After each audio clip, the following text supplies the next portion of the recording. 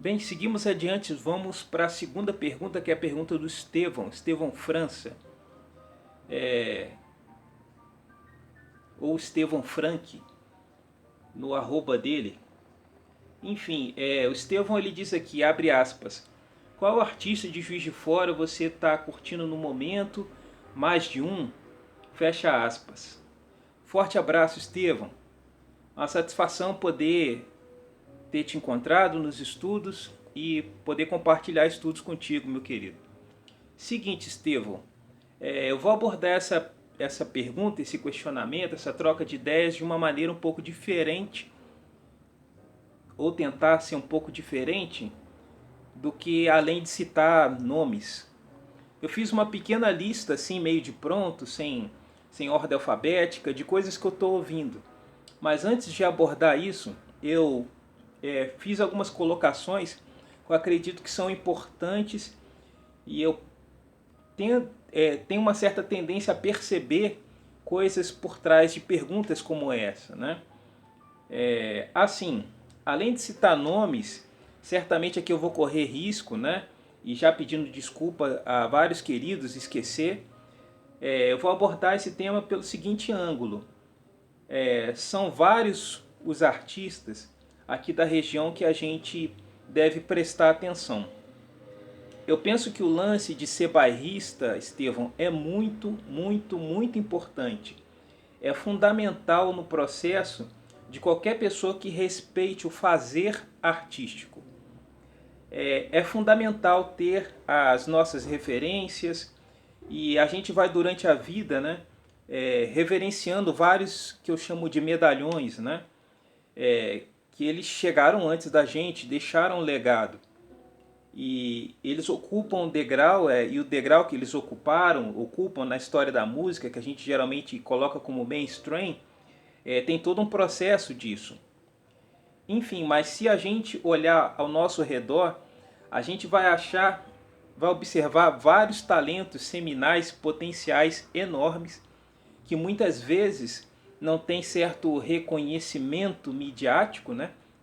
Não que isso seja o mais importante, mas muitas vezes por falta daquele famoso empurrãozinho. Então fica restrito somente ao meio das pessoas que realmente curtem som, né? E não vai à luz daquele falso brilho do marketing. O que eu quero dizer com isso? Eu acho que, de uma maneira geral, a nossa humanidade aprendeu muito pouco com a pandemia. Com o fato de ficar trancado e ter que, às vezes, para muitas pessoas, forçosamente olhar para dentro de si.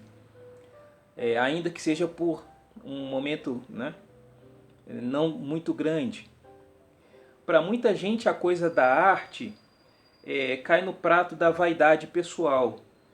O que a gente vê na prática são muitas maneiras de usar a arte como uma espécie de degrau social. Daí vem aquele papo de panela e a cena de Juiz de Fora, como em qualquer outro lugar, Estevão, também tem isso. No âmbito da atuação da sociedade, você vai achar gente cafajeste e vai achar uma minoria também de pessoas muito gente boa. Claro que sim, tem pessoas que vão jogar para a arte e, e de alguma maneira é importante a gente procurar sempre condições mínimas de respeito para a arte para que ela possa acontecer. O que eu vou dizer aqui por mim? Muitas vezes você vai achar questões como, por exemplo, aquelas conversas de classe musical, classe de músicos, enfim, para que haja uma postura de classe, um pertencimento de classe em si, tem que haver uma compreensão no sentido do que está se compartilhando ali, né? A gente está compartilhando com música, com harmonia, com estudo de arte, algo que precede muito a existência da nossa pessoalidade. E isso transcende muito um aparente momento de conforto socioeconômico que alguém pode ter. É a partir daí que a gente pode falar de respeito para a arte.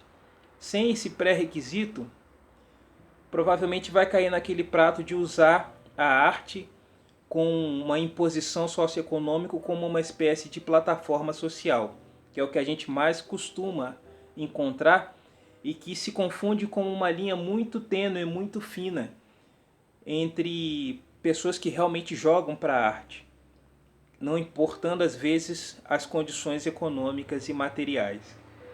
Muitas vezes a gente lida com posturas imorais, antiéticas, tanto dos próprios colegas músicos como das pessoas que estão envolvidas nos espaços. Daí como a gente vai falar, por exemplo, de classe musical, isso é hipocrisia, né? Por exemplo, eu pessoalmente já passei com colegas por situações da pessoa dona do espaço não pagar a gente. E é visível até no vídeo a quantidade de várias pessoas que estão no lugar, né? Aí a questão é o seguinte, para a gente não entrar naquela briga de formiga com tamanduá, né? A gente acaba deixando para lá, porque a gente também não tem o que fazer.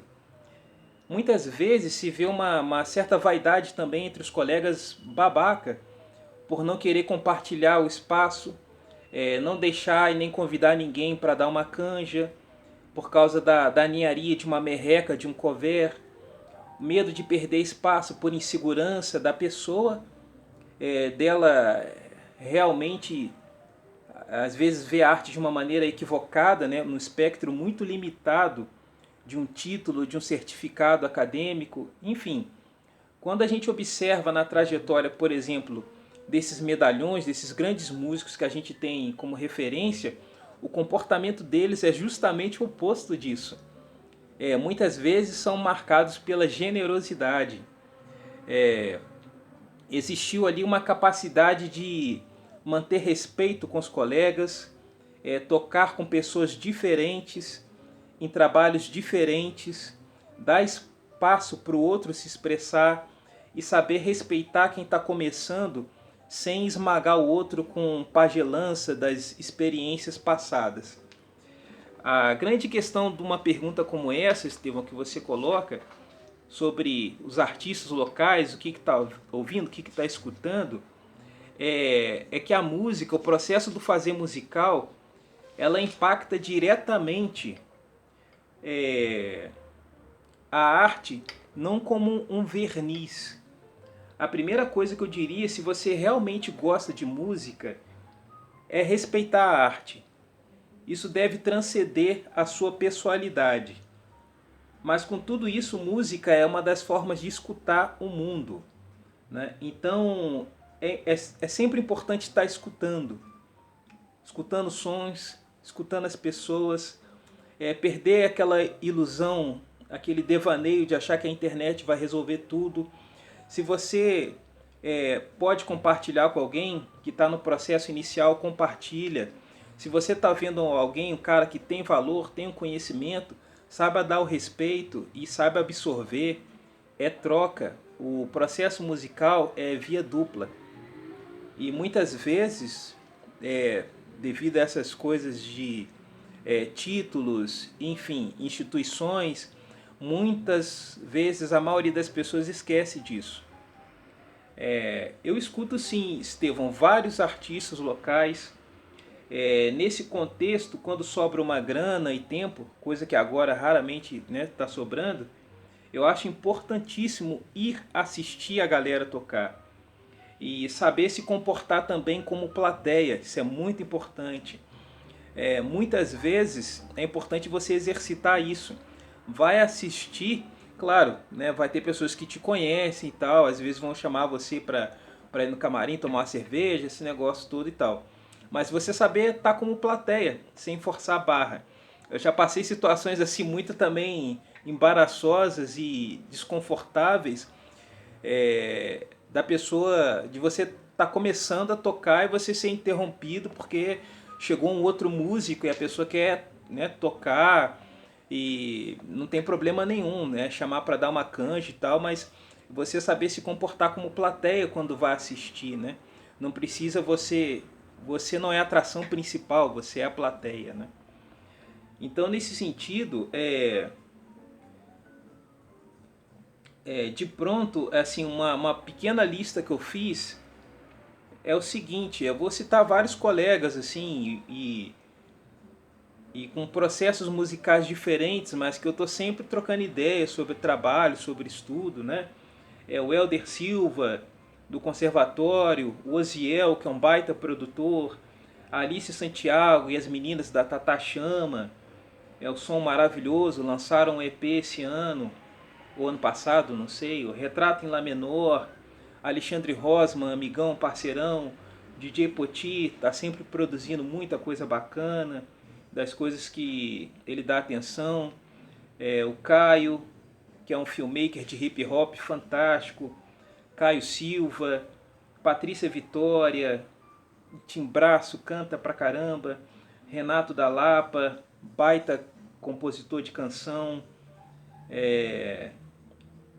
excelente songwriter, né? O Lucas Soares e o Engoma, Roger Rezende, que acompanha o trabalho há muitos anos, Cadu Mauad, né? Dudu Costa. É um pessoal, né, que praticamente são os pais fundadores do Encontro de Compositores, que era no Caipira, onde particularmente eu frequentava. O Rick Guilhem, Muvuca, o JF, Juninho de Sá, que para mim é uma grande referência, alguém que eu tenho hoje a honra de poder estudar com ele. O Thiago Guimarães, parceirão dele, do duo Dirigível, importantíssimo você conhecer esse duo. Wilton Nasso, do contrabaixo acústico, baita professor de cavaquinho também. Guilherme Veronese, do piano. O Rian Toledo, Caio Abelha e Joab. Eu brinco com eles que eles são trifase de JF. Trio sensacional. A Amanda da flauta. Juliana Ferreira, do violão. Estevão Teixeira, da flauta, que é outro medalhão também. Kim Ribeiro, Zé Mário, três grandes flautistas assim que eu tive a honra de ver tocar, de poder trocar ideia, né? São grandes flautistas. O Pedro Esteves, meu irmãozão de som, com quem tenho a honra de poder compartilhar som com ele. A Nara Pinheiro, Márcio Gelber, Victor Rosene, que eu brinco que é o Jaco Pastores Negro, o Anderson Neném Castro, a Luana Macê, Elge, Tata Delon, Mari Winter, a 2K Karina, que é uma artista sensacional de Barbacena, Laura Conceição, a Deise Aline, do conjunto de violões do Conservatório, que eu tenho um carinho muito grande por elas. Se hoje voltei à música com toda a força, eu agradeço muito a elas. O Caleb Abreu, violonista, Pedrada, baita compositor, Pedrada. Diogo Santiago, Leandrinho Valente da batera, o André Almeida, que é um trio de reggae sensacional.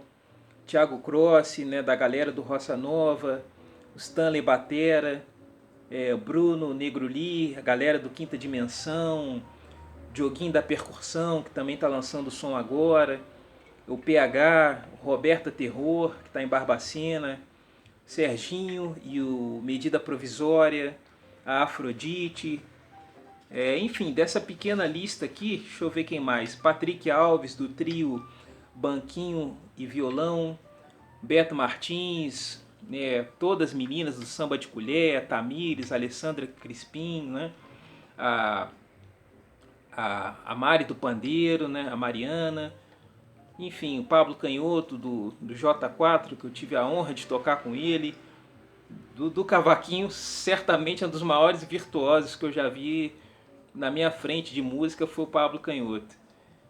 Então só vai desculpas certamente uma grande leva de pessoas que esqueci aqui. Fiz uma pequena lista brevemente, mas são esses os artistas aí que eu tô sempre escutando, Estevão. Abração, meu querido. Valeu, tamo junto.